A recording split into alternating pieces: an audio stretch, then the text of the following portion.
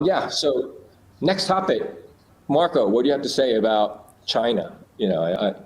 I just see my stock prices drop all the time. I just want to put a reason behind it and see how that could actually affect um, Hong Kong.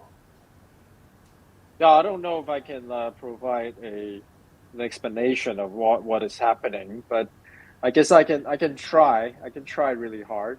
Um, the way the Chinese political system work is that the ruling party, aka the China Communist Party, will have an election every 5 years, and a new set of standing committees, which is usually around 7 to 9 of them, will be elected and be leading or rule or leading China for the next 5 years. And we just have our 5 years, the 20th election for the new leadership of the Chinese Communist Party. And unfortunately, when the election was over, Hong Kong market dropped like something like 1,500 points in one day, and then it never bounced back all the way until now. So it has been quite a concern for many investors in Hong Kong and investor in the world. Is that mean that nobody wants to invest in China or Hong Kong in this situation? Um, so that's why I think this is a very hot topic, a very interesting topic to kind of discuss with everybody today.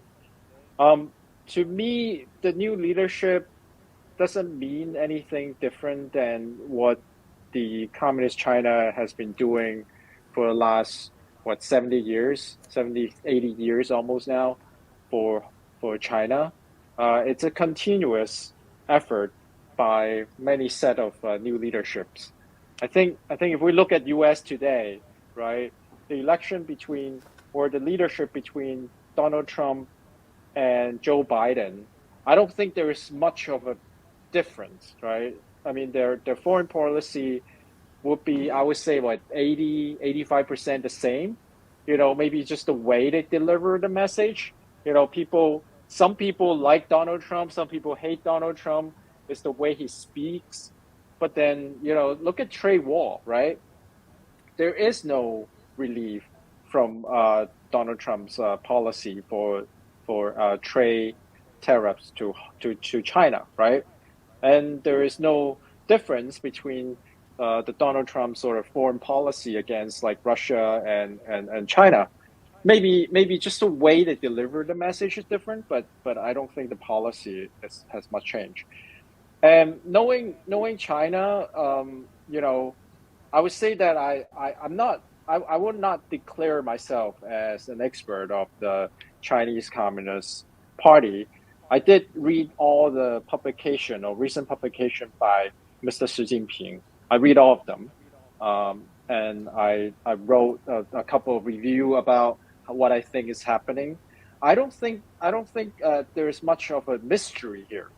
I just had a discussion with someone this morning about China policy moving forward.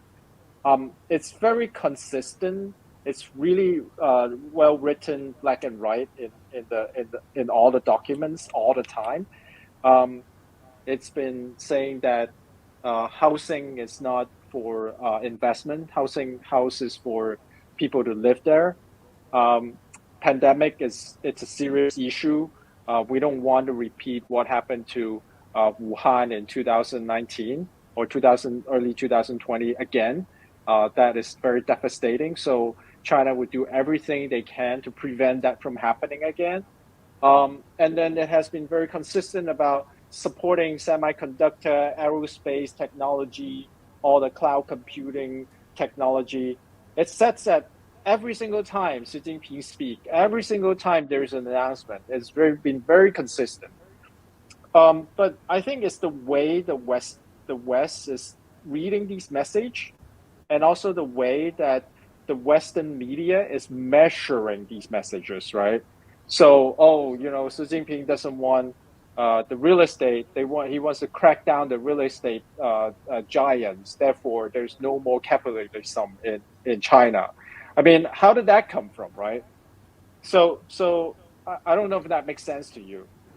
So I think what it is that a lot of the Western media might not be reading correctly about the new leadership and what it's supposed to do. Um, and unfortunately, I think it's reflecting to the stock market today. But anyways, that's what I want to say about this for now. I think it's I think China is going to consistent. It's going to continue down the path that they believe it's good for China, without having really comply to the Western media standard, if you will. I Anyways, think, yeah, yeah. Go ahead, Alex. well, I mean, I think no matter, I don't trust the media anymore, Western or anything else media. You know, it's it is just a just kind of a megaphone to me, and that's all it is. Take it with a grain of salt. I'm not saying it's completely worthless, but it's a good way of gauging point of view. But nowadays, it's used